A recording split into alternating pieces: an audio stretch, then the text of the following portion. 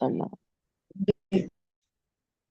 गुरवे गौरचन्द्राय राधिकायै तदालये कृष्णाय कृष्णभक्ताय तद्भक्ताय नमो नमः। सर्वप्रथम भगवान के अभिन्न प्रकाश ग्रह श्री गुरुपाद पद्म पूज्यपाद दंडी स्वामी अष्टोत्तर सत श्री श्रीमद भक्ति प्रसाद विष्णु गोस्वामी गुरुदेव महाराज के पावन श्री चरण कमलों में असंख्य कोटि दंडवत ज्ञापित करते हुए उनकी अहेतु की कृपा प्रार्थना करती हूँ। वे अपनी कृपा वर्षण करें जिससे निज कर्ताभिमान भाव को छोड़कर एकमात्र उनकी वाणी के वाहक के रूप में अपना परिचय दे सकूं।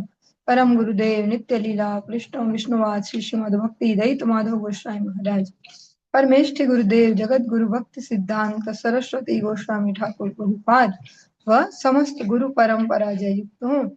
सपार्षद श्रीमन नित्यानंद प्रभु श्री गौरहरि वृंदावन बिहारी श्री राधा गोपीनाथ भगवान जय युक्त हूँ।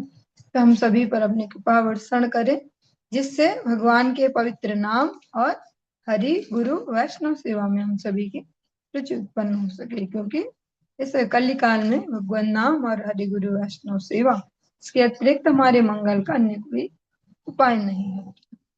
सायकालीन कक्षा में हम श्रवण कर रहे हैं श्री चैतन्य भागवतम श्री वृंदावन दास ठाकुर जी ने, जिसमें कलयुग पावन अवतार गौर हरि की प्रमुख प्रमुख लीलाओं को संकलन किया है। इसके अंत्य खंड के 9वें अध्याय में हम हैं 144वीं प्यार 144 नंबर प्यार से आज हम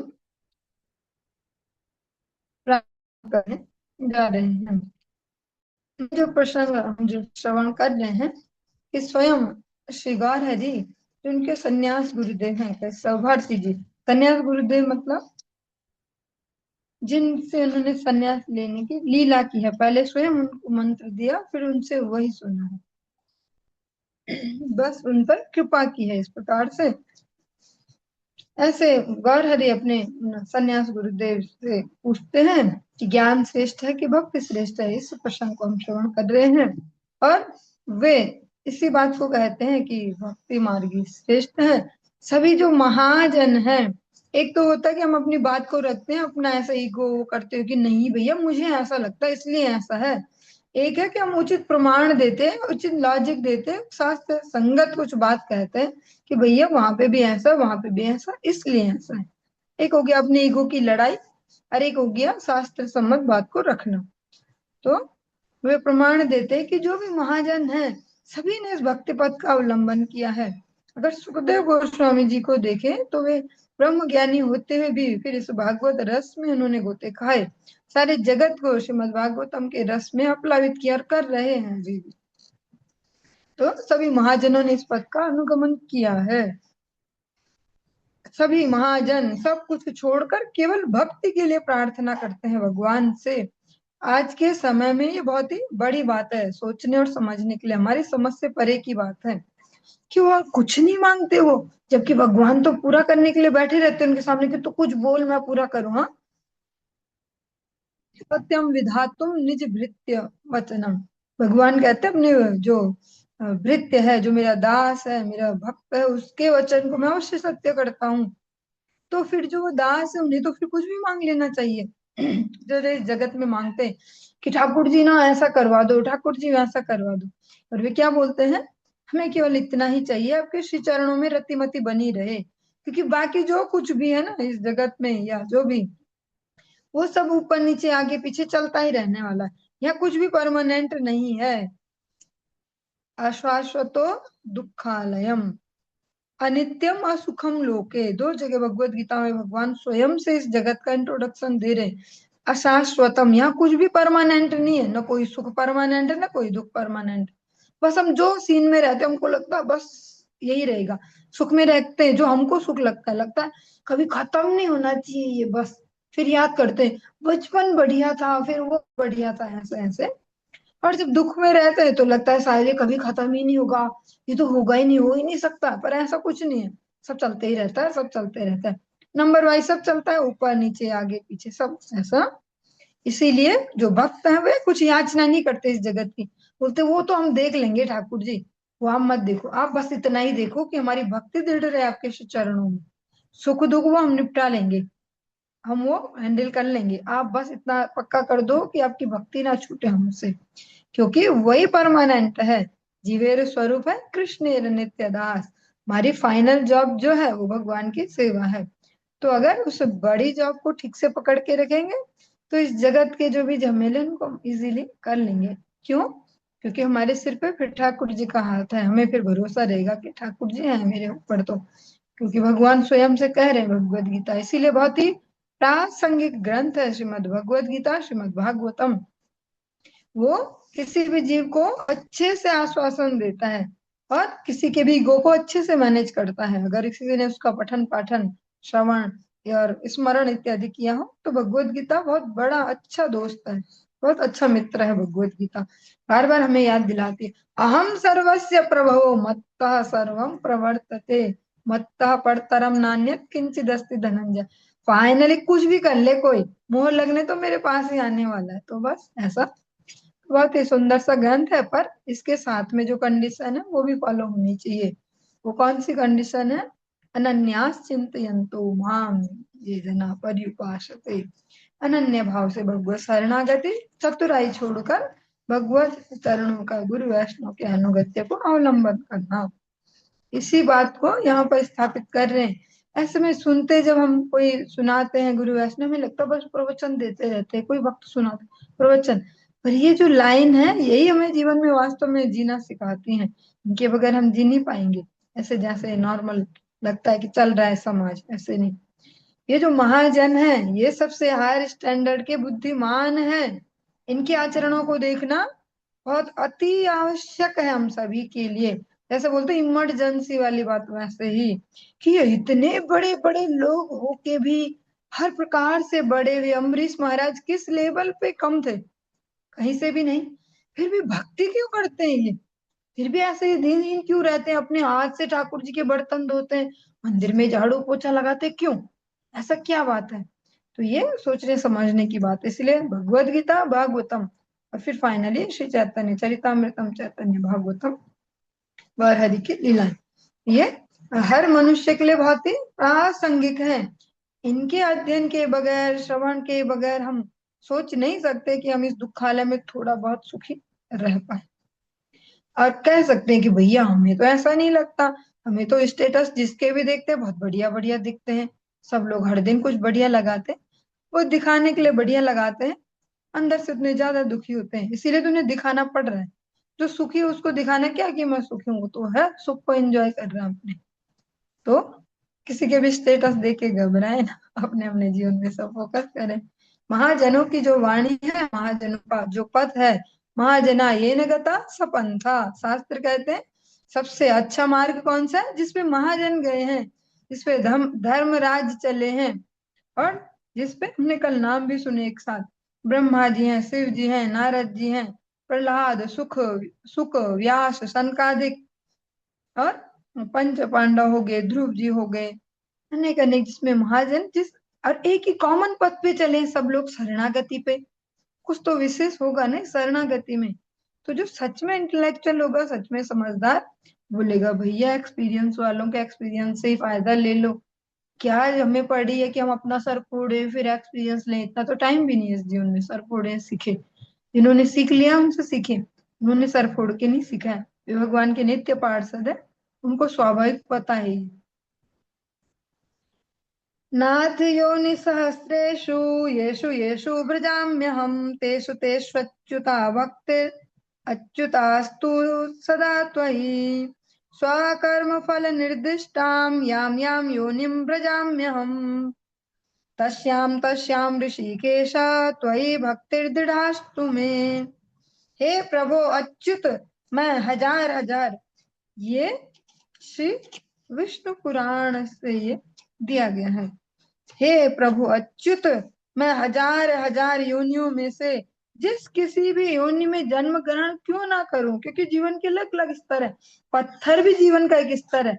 ऐसे तो हम बोलते पत्थर में जान थोड़ी ना होती है, पर वो उसमें भी जान होती है, मतलब वो भी एक जीवन है। पत्थर योनि उनको मिलती है कि जो सबसे ज्यादा निकृष्ट है, जा पत्थर बन जा, ऐसा। तो पत्थर भी, मतलब चेतना उनकी इतनी बहुत ज्यादा सुसुप्त है, पर वो भी एक योनि है। ऐसा श्री जैव धर्म में श्री भक्ति विनोद ठाकुर जी उद्धृत करते हैं अलग अलग प्रकार की जो जीवन के स्तर है। और पेड़ हो गए, ये सब भी तो है ही।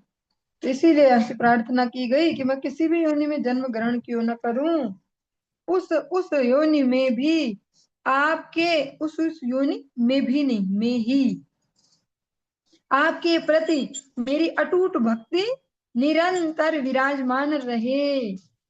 फिर विष्णु पुराण से ये प्रमाण दिया गया।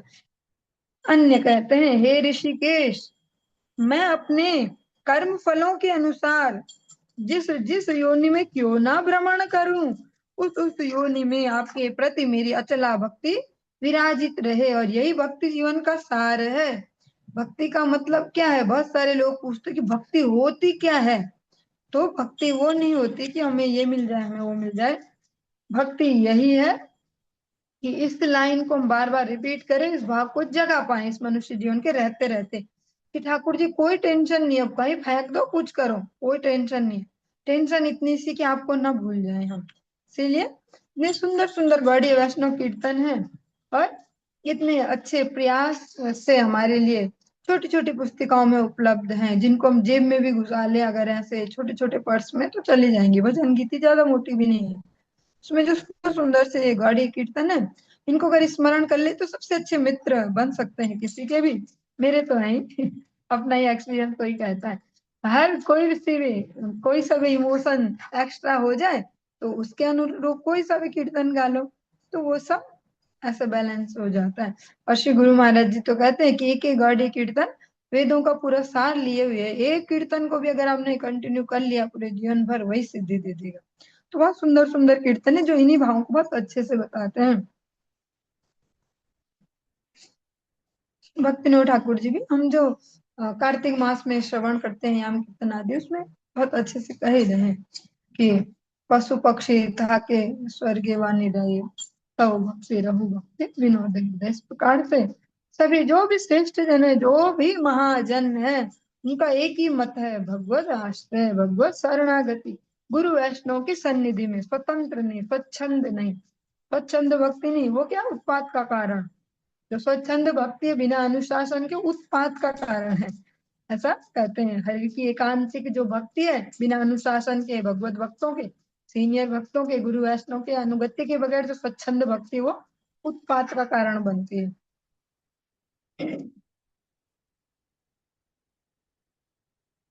कर्मभिर्भ्राम्यमाणानां यत्र क्वापीश्वरेच्छया मङ्गलाचरितैर्दान रतिर्नः कृष्णेश्वरे। अतः अतएव सर्वमते भक्ति से प्रधान, महाजन पथ सर्वशास्त्र प्रमाण। हम सब ईश्वर की इच्छा अनुसार कर्मवशतया जहाँ कहीं भी जन्म ग्रहण क्यों न करें, सर्वत्र ही दान और अनुष्ठान, मंगलानुष्ठान द्वारा हम सबको श्री कृष्ण विषयनी आसक्ति की प्राप्ति हो। मतलब मांगने लायक क्या है? जो सर्वोपरि डिमांड है, सर्वोपरि जो मांगने लायक वस्तु क्या है? कि भगवान श्री कृष्ण की जो सेवा है, उनके जनों के अनुगत्य में, स्वच्छंद नहीं। ये लाइन बार बार बोलनी जरूरी है, स्वच्छंद नहीं, वो अनुशासनात्मिका भक्ति, गुरु वैष्णव के अनुगत्य में, उनके अनुशासन में रह के जो की जाती है। स्वच्छंद नहीं, हमारी मर्जी आई तो हम ऐसे, हमारी मर्जी आई तो हम वैसे, हम भक्त हैं, ऐसा नहीं। वो ही जो है वो भगवान की सेवा में जो है वो आसक्ति, वही है सबसे बड़ा मांगने लायक वस्तु, वही सबसे कीमती वस्तु है।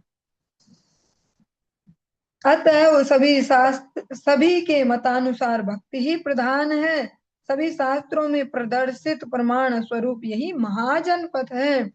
महाजन जो श्रेष्ठ जन है, उनका पथ क्या है? सभी शास्त्र कहते हैं उनका पथ है ये भक्ति राज्य।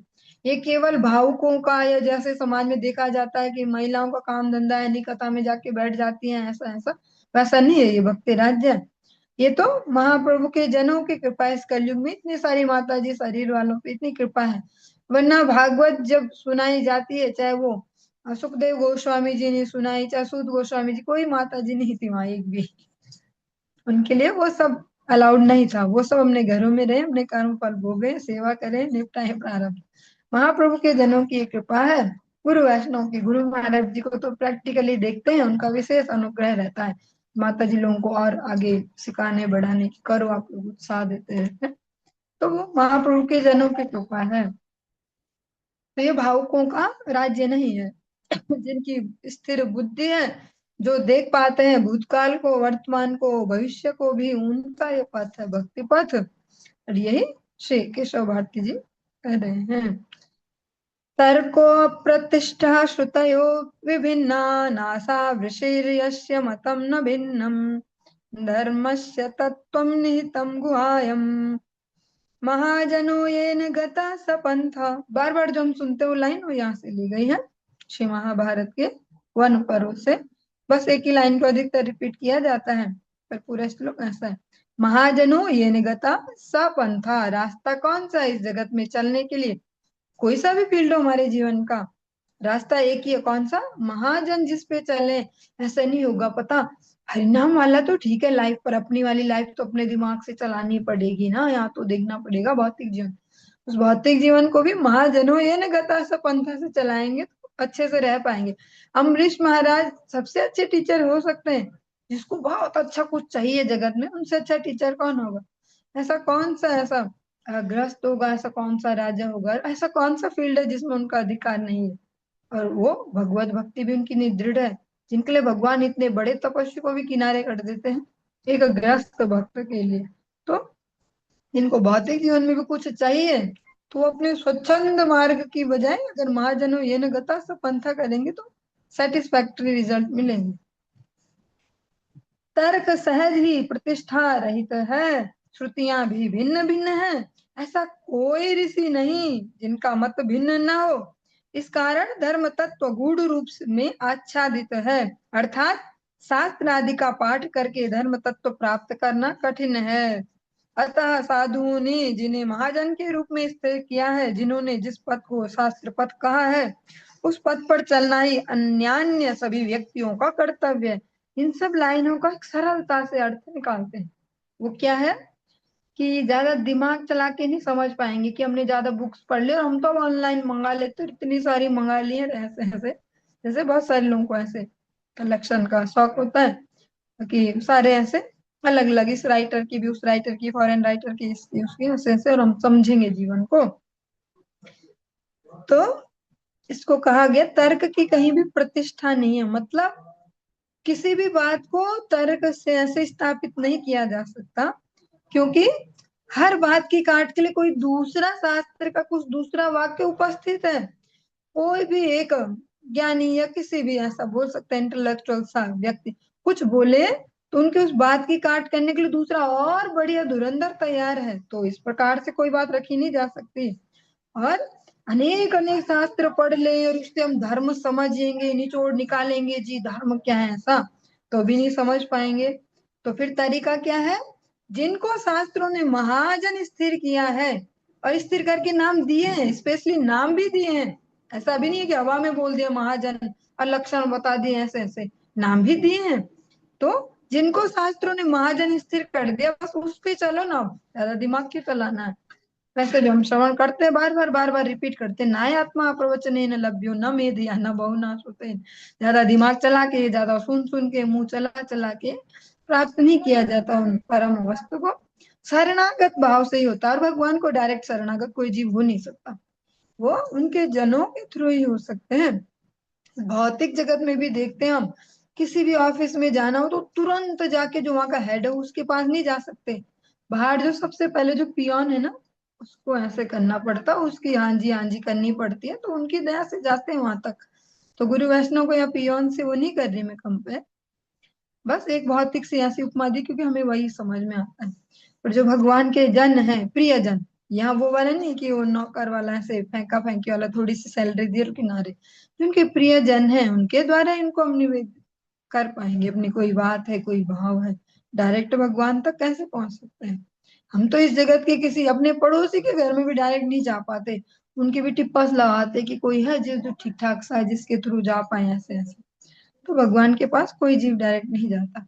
उनके जो स्निग्ध जन है ऐसे गुरु वैष्णव, उनके अनुगत्य के थ्रू हम जा सकते हैं। वैष्णव वेर आवेदन कृष्ण दयामय, एहे न पामार प्रति हवे न सदय। और यही रीति है, और इसी रीति पर जो चलेंगे वो दृढ़ता से आगे चल पाएंगे। भक्ति में उनकी निष्ठा कभी खत्म नहीं हो सकती, जीवन की अलग अलग परिस्थितियों में भी।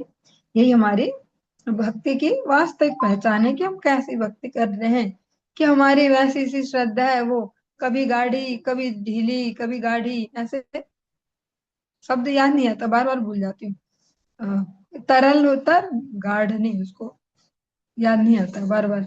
घन तरल, कभी तो गाढ़ी हो जाती है, कभी यहाँ से गीली हो जाती है। वैसे हम किस प्रकार से, जब कोई भी अनुकूलता आती है, अति अनुकूलता, तब कैसे रिएक्ट करते हैं, अति प्रतिकूलता आती है तब कैसे रिएक्ट करते हैं, खुद को चेक करने का मैटर है। और तभी हम जीवन को एक सही वे में जी पाएंगे, क्योंकि भगवद गीता में भगवान कह रहे हैं सुख दुख कैसे मौसम जैसे। जैसे अभी हम प्रैक्टिकली देख रहे हैं ना, कुछ नहीं हो रहा हमारी मर्जी का। जी गर्मियां आ गई हैं और अचानक बारिश आई तो इतनी ठंड हो गई, मोटा कंबल निकालो। फिर मोटा कंबल आज निकाला, फिर बारिश इतनी तेज आ गई और रहा नहीं जा रहा, फिर यहाँ से फिर वो निकाला, फिर धूप आ गई, फिर अब तो गर्मी हो रही, पंखा चलाओ। तो हमारे हाथ में कुछ नहीं कि हम परेशान हो रहे, तो मान लो मौसम में होते जाएंगे, होते रहे हम परेशान, मौसम तो अपने हिसाब से ही चलने वाला है। तो ऐसे सुख दुख चलते ही रहेंगे, तो ज्यादा रिएक्ट करके फायदा नहीं है। बस समझे कि ये तो आते हैं, ये होता रहता है सब। और जो मेन फोकस है वो शरणागति पे, गुरु वैष्णव के अनुगत्य में शरणागति पे हमेशा स्थिर बुद्धि से समझना कि हमारे ऊपर गुरु वैष्णव है। हमारे किसी भी कार्य से उनकी इमेज पे भी धब्बे लगते हैं कि ये तो इनके हैं, नाम जुड़ गया उनके साथ, ये तो इनके हैं ऐसे। तो हम धैर्य से जीवन में चलेंगे, उनकी कृपा से इजीली कोई से भी सीन को हैंडल कर लेंगे, अति अनुकूलता को भी अति प्रतिकूलता को भी। भक्ति बड़ सुनी प्रभु भारतीर मुखे, हरि बलि गर्जिते लागिले प्रेम सुखे। प्रभु बले आमिकत दिन पृथ्वीते, थाकी लांगे सत्य कहिल तो माते। यदि तुम्हें ज्ञान बड़ बलिते हमारे, प्रवेशिताम आजी तवे, तबे समुद्र भीतरे। श्री केशव भारती के मुख से भक्ति श्रेष्ठ है, यह सुनकर प्रभु प्रेम सुख से हरि ऐसा कह के गर्जन करने लगे। प्रभु कहने लगे, मैं कुछ दिनों के लिए पृथ्वी पर रह लूंगा। मैं तुमसे यह सत्य कह रहा हूं कि यदि अगर तुम मुझसे यह कहते कि ज्ञान श्रेष्ठ है, तो मैं आज ही समुद्र के भीतर प्रवेश कर जाता। जो तात्पर्य हम इसको श्रवण करते हैं। श्री गौर सुंदर ने कहा, केवल भक्ति की श्रेष्ठता का स्थापन करने के लिए ही भी नहीं ही मैं इतने दिनों तक जगत में रह रहा हूँ। वरना भगत भगवान को क्या ऐसी है कि यहाँ रहे हो इस अजीब से कलयुग में, क्यों रह रहे हैं? भक्ति महारानी के श्रेष्ठता को स्थापित करने के लिए, क्योंकि बिना भक्ति के इस कलयुग में एक सेकंड भी गुजारा नहीं है। सेकंड, मिनट तो छोड़, गुजारा नहीं है, तड़प जाएंगे सभी जीव। गुरु का आसन ग्रहण करके यदि केशव भारती भक्ति की अवमानना करते, तो श्री गौर सुंदर समुद्र के भीतर प्रविष्ट होकर लीला संवरण कर लेते। क्यों कह रहे हैं ऐसे कि मैं समुद्र में प्रवेश कर जाता? कि मतलब आप तो श्रेष्ठ जन है, गुरु जन है, आचार्य हैं, और आप ही कहते कि ज्ञान श्रेष्ठ है, भक्ति से क्या होता है ऐसे? तो फिर मैं ये लीला विश्राम दे देता। ऐसा जब भी ये वाला टॉपिक आता मुझे फिर से बार बार वही कहानी स्मरण आ जाती, वही सब। और आप लोगों को कितनी बार सुना भी दिया, फिर भी और बार सुनाते रहेंगे अभी हजारों बार, कि ऐसे ऐसे भी हैं धुरंधर से भागवत कथा वाचक, लाखों लाखों एक कथा के लेते हैं और वो सुनाते हैं कि भैया ज्ञान बिना भक्ति गूंगी, ज्ञान बिना भक्ति लंगड़ी, भक्ति अंधी, ऐसे ऐसे। और सुनने वालों में गुरु महाराज जी जैसे साधु भी हैं, वो भी वहां कान बंद करके सुनते हैं कि देखो भागवत आसन पे बैठ के ये सुना रहे हैं। तो उन सब के अभी जीवनों में जीवित भी हैं ऐसे श्रेष्ठ श्रेष्ठ जन, अजीब अजीब से नहीं, श्रेष्ठ श्रेष्ठ। और उनकी जो सदगति दुर्गति है वो दिख भी रही है हर दिन, ऐसे कैसे उनके चल रहे हैं आगे। इसीलिए कह रहे हैं गौर सुंदर कि आप गुरु हो, और आप अगर ऐसा बोल देते कि भक्ति कुछ नहीं होती, भक्ति हो तो दो चार लोग कीर्तन करते रोते धोते रोगी भक्ति, ऐसा नहीं। तो आपने जो ये बोला इससे प्राण रह गए मेरे, मैं अभी रह पाऊंगा या कुछ और दिन। अगर आपने बोल दिया होता कि ज्ञान श्रेष्ठ, तो आज ही लीला दी। संतों से धरे न प्रभु गुरुर चरण, गुरु ओ प्रभु रे नमस्कारे प्रीत मने। संतोष के साथ प्रभु ने श्री गुरुदेव के चरण स्पर्श किए। गुरु ने भी प्रीति युक्त मन से प्रभु के प्रति नमस्कार निवेदन किया। ये भगवान की लीला है अपने भक्त पर कृपा करने की। किस प्रकार से उनको गुरु रूप में अंगीकार करते और उनको सम्मान भी देते हैं ऐसे। और हम जैसे ही तो लोग कहते फिर, अरे भगवान राम जी ने तो शिव जी की अगर पूजा ना की होती तो रावण को तो कभी मार ही नहीं पाते, हो जाते कैसे उधर। वो तो शिव जी की उन्होंने पूजा की तभी जा पाए हो। तो इसीलिए ठीक से शास्त्रों का अनुशीलन गुरु वैष्णव के सानिध्य में करना परम आवश्यक है। भगवान अपने भक्तों को प्रेम देते हैं, मान देते हैं, उनका मान बढ़ाते हैं। इसीलिए भक्त जो होते हैं वास्तव में अपना प्रचार खुद नहीं करते हैं, क्योंकि उनका तो भगवान करते हैं। और जो नहीं होते वही रहते, वो अलग अलग शॉर्ट्स बना के और ऐसे और तैसे तैसे अड़जोड़ लगा लगा के, फेस चमका चमका के और बढ़िया से ऐसे उन्हें जोर लगाना पड़ रहा है, जिनकी वो ठाकुर जी नहीं देख रहे कि तुम तो ऐसी हो, तुम अपनी मेहनत खुद ही करो। प्रभु बले यार मुखे नाही भक्ति कथा, तप सिखा सूत्र त्याग तारे सब वृथा। प्रभु कहने लगे, जिनके मुख में भक्ति कथा विद्यमान नहीं है, उनकी तपस्या, सिखा, सूत्र, त्याग सब कुछ व्यर्थ परिश्रम मात्र है। मतलब अभी इसमें जो बात चल रही है एक सन्यासी के लिए, कि जिन्होंने जैसे शंकर परंपरा में कि सिखा सूत्र सब त्याग दिया, भगवान कह रहे हैं वो फिर बेकार की मेहनत है। वो फिर अगर भक्ति कथा नहीं है, भगवान और भगवान के भक्तों का जो चरित्र है, उनका जो आपसी व्यवहार है वो जीवा पे नहीं है, तो फिर वो बेकार की मेहनत है वो। यदि कृष्णानुशीलन रत जन समूहों के मुख से भक्ति कथा सुनाई नहीं देती है, तो सभी कृच्छ साध्य व्रत तपस्या शिखा सूत्र त्याग पूर्वक एक दंड संन्यास ग्रहण आदि सब कुछ ही व्यर्थ हो जाता है। ये हमारे क्षेत्र का तो है नहीं मामला। हमारे क्षेत्र का मामला जो है वो जगत गुरु भक्ति सिद्धांत सरस्वती गोस्वामी ठाकुर प्रभुपाद जी कहते हैं कि अगर भगवान की दृढ़ भक्ति में ईमानदार निष्ठा नहीं है, गुरु पदाश्रय में ईमानदार निष्ठा नहीं है, सेवा वृत्ति नहीं है, और अलग अलग बहानों से जाएंगे, वृंदावन जा रहे हैं जी हम तो, ठाकुर जी दर्शन करने जा रहे हैं जी हम तो, ऐसे तो और खूब ऐसा जाए जाए तो वो धाम यात्रा भी कहते हैं कि धन का नाश है और वो व्यर्थ का परिश्रम है, उससे कुछ मिलेगा नहीं। अगर अपने जो सेवाएं हैं उनको त्याग के और छल से वहां जा रहे मौज मनाने, और कह के जा रहे जो धाम दर्शन करने जा रहे, वहां जाके न कोई हरि कथा सुनी, न कोई सेवा की, और मजा मजा करके आ गए, तो फिर वो बेकार, पैसा भी वेस्ट हुआ और समय भी नष्ट हुआ, एनर्जी भी नष्ट हुई। ये यहाँ पे हमारे लिए तो यही वाला है गृहस्थों के लिए फॉर्मूला। हमारे तो दंड से क्या करेंगे, हम में से कोई कहीं पकड़ने नहीं वाला दंड। तो हमारे लिए यही है कि हम थोड़ा देखें हम जो कर रहे हैं उसका क्या रिजल्ट है। धाम यात्रा है वो, उसका क्या रिजल्ट है में, उसका रिजल्ट है गुरु वैष्णव में शरणागति, भगवान की कथा में अनुरक्ति। और इस सब का क्या रिजल्ट है, जो सेवाएं हैं उनमें हमारी रुचि होना, भगवत विग्रह सेवा है, चाहे नाम जप सेवा है, जो भी सेवा है उनमें रतिमति होना, अनुशासन में रहना, स्वच्छंद नहीं कि वो भक्ति के बहाने चल पड़े वृंदावन और घूम घाम के आ गए। चलिए आज के इस प्रसंग को यहीं पे विश्राम देंगे, और इससे आगे हम कल श्रवण करेंगे। हरे कृष्ण।